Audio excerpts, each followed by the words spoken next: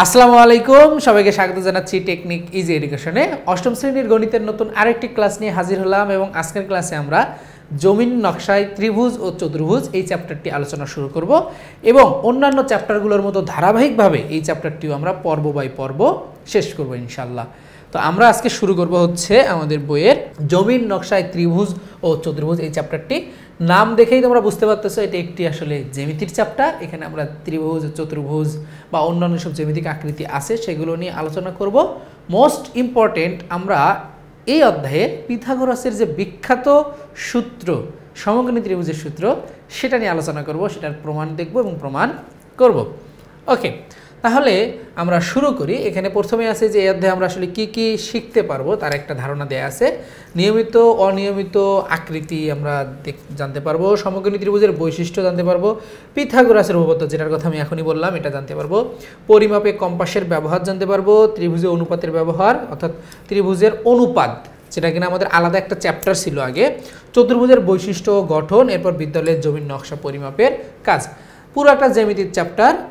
আর যার কথা এখনই বলা হলো পিথাগোরাস সাহেব, ইনি হচ্ছেন সেই মহান ব্যক্তি পিথাগোরাস, ওনার চিত্র এখানে দেওয়া আছে। ওকে, তো আমরা হচ্ছে পড়াশোনা শুরু করি। তো প্রথমে হচ্ছে জমির নকশায় ত্রিভুজ ও চতুর্ভুজ, এটা আছে আমাদের অধ্যায়ের নাম। এখান থেকে আমরা জমির নকশা দিয়েই শুরু করব। বলা হচ্ছে যে আমরা চারপাশে খেলার মাঠ, ধানক্ষেত কিংবা বাড়ির সামনের বাগানের আকৃতি পর্যবেক্ষণ করি। ভালো মতো লক্ষ্য করলে দেখবে যে আমাদের চারপাশে বিভিন্ন আকৃতির জমি রয়েছে। মনে করো কোনো জমির আকৃতি যদি সামান্তরিক কিংবা ট্রাপিজামের মতো হয় তাহলে তোমরা পরিমাপ করতে পারবে কিনা। একটি ট্রাপিজাম আকৃতির জমি কিভাবে পরিমাপ করবে তার নিচের বক্সে লেখো। আচ্ছা, তো ট্রাপিজাম আকৃতির যে জমি যদি থাকে সেটা আমরা কিভাবে পরিমাপ করব, এটা আমরা মূলত আগের যে শ্রেণী আছে পঞ্চম শ্রেণীতে বা ষষ্ঠ শ্রেণীতে বা সপ্তম শ্রেণীতে কিন্তু আমরা এই ট্রাপিজাম সম্পর্কে জেনে এসেছি এবং ট্রাপিজামের মূলত আমাদেরকে যেটা বের করতে বলছে সেটা ট্রাপিজামটা পরিমাপ করবো কীভাবে, মানে হচ্ছে ট্রাপিজামের আমাদের আসলে ক্ষেত্রফলটা আমরা বের করবো কীভাবে। তো ট্রাপিজামের ক্ষেত্রফল যদি আমরা বের করতে চাই তো ট্রাপিজামটা আমরা আগে একটু যদি আঁকার ট্রাই করি তাহলে আমরা দেখব ট্রাপিজামটা হচ্ছে এরকম। তো ট্রাপিজাম আমরা জানি হচ্ছে এরকম, দুইটা সমান্তরাল বাহু থাকবে এবং হচ্ছে অন্য একটা কোণ থাকবে, চারটা কোণ থাকবে। আচ্ছা, এখন আমরা কিন্তু ট্রাপিজামের ক্ষেত্রফল নিশ্চয়ই তোমরা এটা জানো যে ট্রাপিজামের ক্ষেত্রফল নির্ণয়ের সূত্র দিয়েও আমরা এটা বের করতে পারি, অথবা আমরা এখানে আরেকটা কাজ করতে পারি।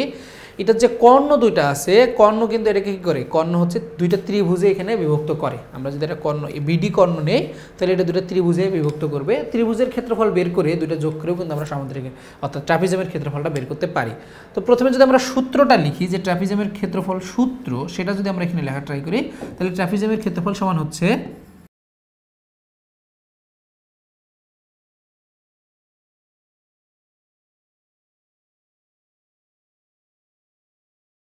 হাফ ইন্টু সমান্তরাল বাহুদের যোগফল গুণন উচ্চতা।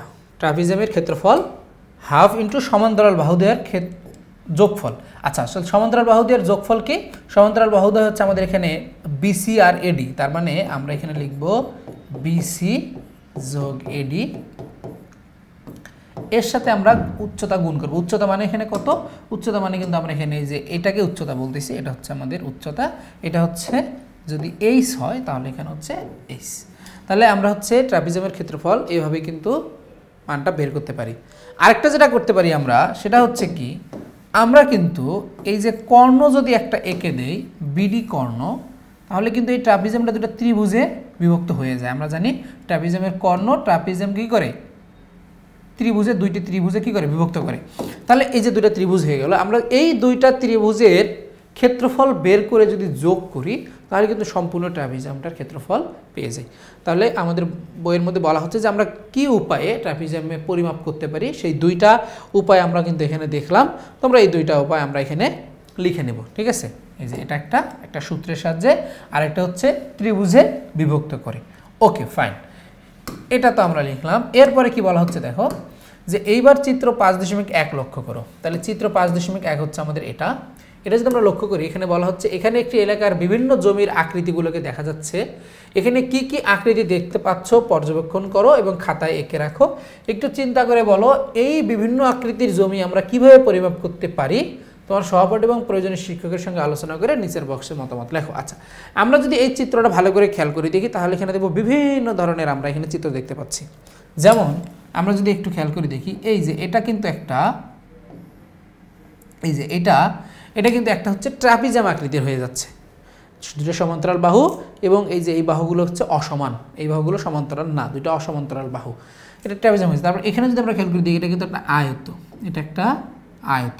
তারপর আমরা যদি এখানে দেখি, এটা কিন্তু একটা, এই যে এটাও কিন্তু একটা আমরা ট্রাপিজিয়ামই বলতে পারি। তারপর এটা একটা কি ত্রিভুজ বলতে পারি আমরা, এটা একটা ত্রিভুজ বলতে পারি। এভাবে কিন্তু এখানে অসংখ্য ধরনের আমরা কি দেখতে পাচ্ছি, চিত্র দেখতে পাচ্ছি। আবার পঞ্চভুজও কিন্তু আমরা দেখতে পারবো যদি একটু ভালো করে খেয়াল করে দেখি। দেখো এই যে এটা একটা কি 1 2 3 4 5 6 7, একটা সপ্তভুজ আকৃতির আমাদের চিত্র। তারপর এটা দেখো 1 2 3 4 5, একটা পঞ্চভুজ আকৃতির চিত্র। তাহলে এখানে আমরা অসংখ্য ধরনের চিত্র দেখতে পাচ্ছি। তো এখান থেকে চিত্রগুলো আমাদের খাতার মধ্যে আঁকতে বলছে এবং হচ্ছে আমাদের এগুলো সহপাঠীদের সাথে আলোচনা করে বলতেছি এগুলো আমরা কিভাবে পরিমাপ করতে পারি তার একটা ধারণা দিতে বলছে। তো আমরা যদি আয়তক্ষেত্র বলি, তা আয়তক্ষেত্র আমরা কিভাবে পরিমাপ করব, দৈর্ঘ্য গুণন প্রস্থ, এটা দিয়ে আয়তক্ষেত্রের ক্ষেত্রফল দৈর্ঘ্য গুণন প্রস্থ। পরিমাপ বলতে এখানে ক্ষেত্রফল নির্ণয় করাটাই বোঝাচ্ছে। তাহলে এটাগুলো না আগের ক্লাসে আমরা পড়ে আসছি। তারপরে ত্রিভুজের ক্ষেত্রফল আমরা কীভাবে নির্ণয় করতে পারি, হাফ ইন্টু ভূমি গুণন উচ্চতা, এই সূত্র দিয়ে আমরা নির্ণয় করতে পারি। এভাবে কিন্তু সামান্তরিকের ক্ষেত্রফল, ত্রিভুজের ক্ষেত্রফল, আয়তক্ষেত্রের ক্ষেত্রফল, বর্গের ক্ষেত্রফল, রম্বসের ক্ষেত্রফল, এই সবগুলো কিন্তু আমরা কি করছি, বের করা শিখছি, বা আমরা কিন্তু এগুলো সম্পর্কে অবগত বা জানি। সেটা হচ্ছে আমাদের এখানে কী করতে হবে, চিত্রগুলো এঁকে দেখাতে হবে। যেমন আমরা যদি এখানে বলি যে এটা একটা আয়তক্ষেত্র আছে, তাহলে আমরা যদি এখানে খাতার মধ্যে এভাবে এঁকে নিই এটা একটা আয়তক্ষেত্র, তাহলে এটার আমরা ক্ষেত্রফলটা কীভাবে নির্ণয় করব, যদি এটা এরকম হয় যে এ বি সি ডি, এটা হচ্ছে আমাদের আয়তক্ষেত্র, তাহলে এর দৈর্ঘ্য হচ্ছে এডি আর বিসি, আর প্রস্থ কিন্তু এবি আর সিডি। তাহলে আমরা কি লিখব, দৈর্ঘ্য গুণন প্রস্থ, মানে হচ্ছে এডি ইন্টু এবি আমরা এভাবে লিখতে পারি, বা এবি ইন্টু এডি এভাবেও লিখতে পারি।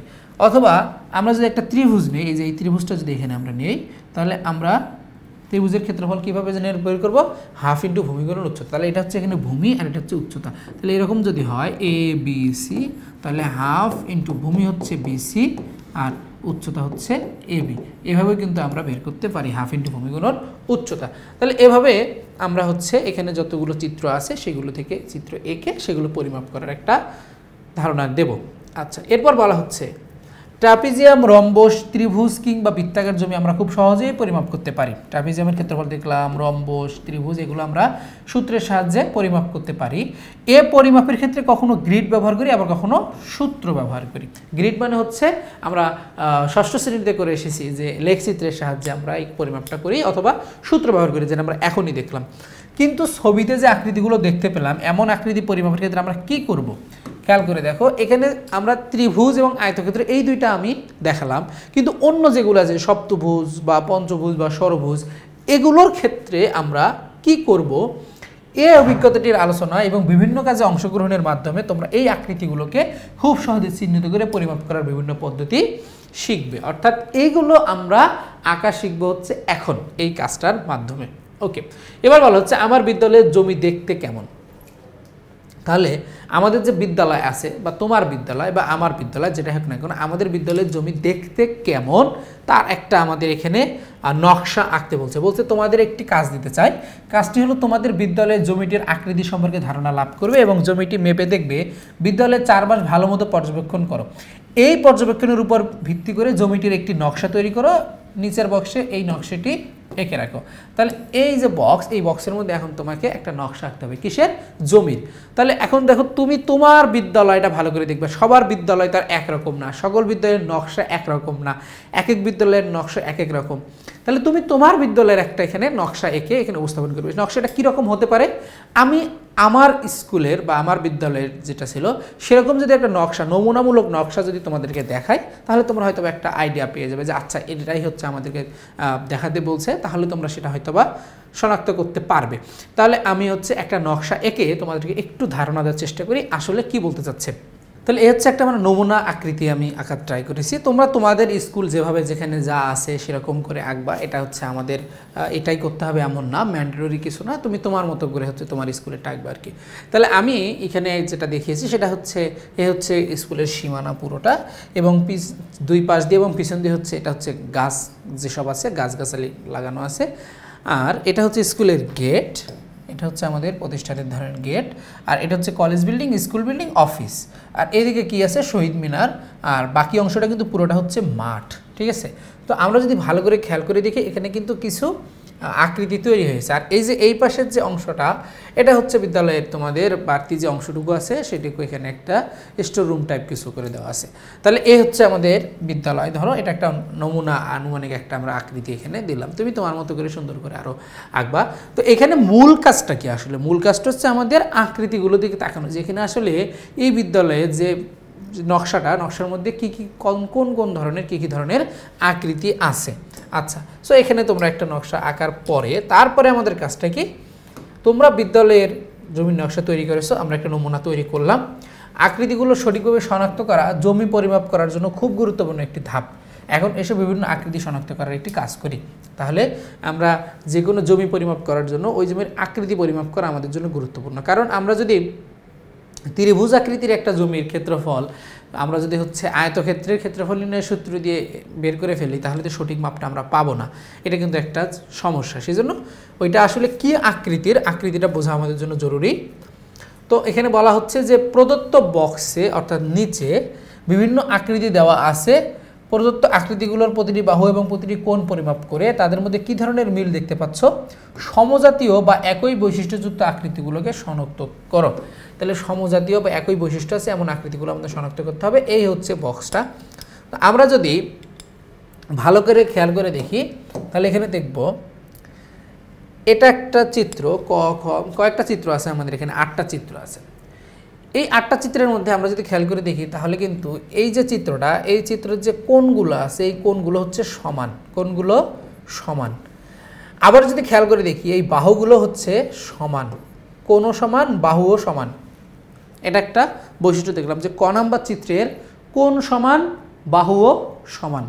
তাহলে খ নম্বরে এই ত্রিভুজটার মধ্যে আমরা দেখতে পাচ্ছি এখানে কিন্তু কোণ সমান, বাহুও সমান। এটা তোমরা স্কেল দিয়ে মেপে নিবা, মেপে নিয়ে দেখবা, বা সিটি স্কেল দিয়ে কোণগুলো মাপবা, মেপে নিয়ে দেখবা যে সমান আছে।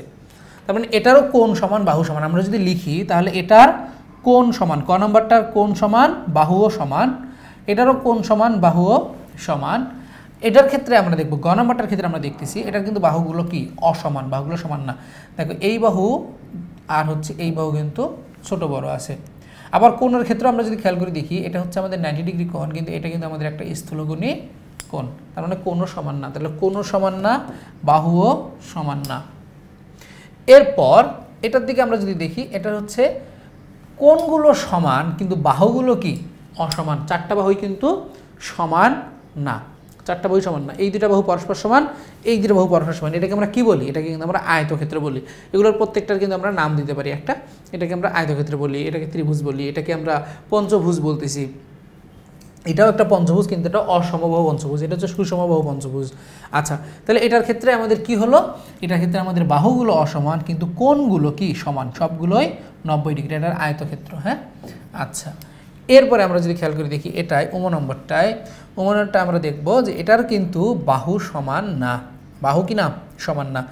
এই যে এই বাহু আর এই বাহু কিন্তু অসমান, ছোট বড় আছে, কিন্তু কোণ যেগুলো আছে কোণগুলো কিন্তু সব সমান। এই যে কোণগুলো সবই হচ্ছে কি 90 ডিগ্রি, তুমি যে কোণটাই দেখো সেই কোণটাই কিন্তু 90 ডিগ্রি, দেখছো? তাহলে সবগুলো কোণই 90 ডিগ্রি, কিন্তু বাহুগুলো কি সমান না। আবার 6 নম্বরে আমরা যদি দেখি এখানে কিন্তু এই যে বাহুগুলো কি সমান, সবগুলো বাহু সমান। এটা একটা হচ্ছে ষড়ভুজ, সুসমবাহু ষড়ভুজ, এবং এর কোণগুলোও কিন্তু সবগুলো সমান। যেহেতু বাহুগুলো সমান কোণগুলোও সমান হবে। আচ্ছা, এরপরে এটার বাহু সমান কোণ সমান। এরপরে আমরা এটার দিকে যদি তাকাই এটা দিয়ে কিন্তু বাহুগুলো সমান না, এই যে এই বাহুগুলো সমান না, আবার কোণগুলোও কিন্তু সমান না। এটা 90 ডিগ্রি, এটা হচ্ছে স্থূলকোণ। তো বর্গীয় জোড়া নম্বরের মধ্যে আমরা যদি দেখি যে এখানে এটা কিন্তু একটা সুসমবাহু চতুর্ভুজ, যেটাকে আমরা বর্গ বা রম্বস যেটাই খুশি বলতে পারি। আর এটার হচ্ছে কোণগুলোও কিন্তু কি এখানে সমান, কোণগুলো হচ্ছে সমান আমরা দেখতেছি। তাহলে এখানে একটা জিনিস যদি আমরা খেয়াল করি, এখন আমাদের চিত্রগুলোতে আমরা দেখলাম, বুঝলাম, জানলাম। এখন আমাদের কি বলছে, যে আকৃতিগুলোকে সমজাতি হিসেবে চিহ্নিত করলে তার কারণ লেখো। আচ্ছা, এখন আমাদের কারণ লিখতে হবে যে কেন এগুলো সমজাতীয়। খেয়াল করে দেখো, আমরা কিন্তু সমজাতীয় বলতে এখানে বাহু সমান এবং কোণ সমান কোণগুলোর সেগুলো এখানে বোঝানোর চেষ্টা করতেছি। তাহলে আমরা দেখেছি ক নম্বরের বাহু সমান কোণ সমান, এটা একটা বৈশিষ্ট্য। খ নম্বরও বাহু সমান কোণ সমান, এটা একটা বৈশিষ্ট্য। আবার চ নম্বরে বাহু সমান কোণ সমান, এটা একটা ওর বৈশিষ্ট্য। জ নম্বরে বাহু সমান কোণ সমান, এটা একটা ওর বৈশিষ্ট্য। তার মানে আমরা দেখলাম ক খ চ বর্গ জ এগুলো হচ্ছে সমজাতীয়, সম বৈশিষ্ট্যের অধিকারী। বৈশিষ্ট্যটা কি? সবগুলার বাহু সমান, কোণ সমান। ওদের নিজের চিত্রে ওরা নিজেরা বাহু সমান কোণ সমান, একটার সাথে আরেকটা সমান না। কিন্তু এখানে কিন্তু এই চিত্রের সাথে এই চিত্রের বাহু বা কোণ সমান বোঝানো হচ্ছে না। এখানে এই চিত্রটার মধ্যে যে বাহুগুলো আছে সেই বাহুগুলো সমান, যে কোণগুলো আছে সেই কোণগুলো ওরা নিজেদের মধ্যে কি সমান। তাহলে আমরা এখানে ক খ চ এবং বর্গীয় জায়গায় দেখলাম সমজাতীয়। তো আমাদের বলছে কেন আমরা কি কোণগুলোকে চিহ্নিত করলাম ক খ চ এবং বর্গীয় জ। কারণ কি? কারণ হচ্ছে এদের সবগুলার নিজেদের মধ্যে বাহু সমান কোণ সমান, এটা হচ্ছে তাদের বৈশিষ্ট্য। সবার বৈশিষ্ট্য কি? এদের বাহু সমান কোণ সমান, এটা আমরা এখানে কারণ হিসেবে পেলাম। আচ্ছা, এটা তোমরা আশা করি নোট করে নিতে পারবে, সমস্যা নাই। এখন একক কাজটার ক্ষেত্রে যে আকৃতিগুলোর বাহুগুলো এবং কোণগুলো পরস্পর সমান সেগুলো কি কি? সেগুলো হচ্ছে ক খ চ এবং বর্গীয় জ। যে আকৃতিগুলোর বাহুগুলো কোণগুলো পরস্পর সমান নয় সেগুলো কি? বাকি যে চারটা আছে, বাকি চারটা কি কি? গ ঘ গ ঘ উম আর হচ্ছে আমাদের ছ, এই চারটাতে সমান নয়। আচ্ছা, এখন আমাদের বলা হচ্ছে যখন কোনো আকৃতির বাহুগুলো এবং কোণগুলো পরস্পর সমান হয় আমরা তাকে নিয়মিত আকৃতি হিসেবে চিহ্নিত করি বা রেগুলার শেপ।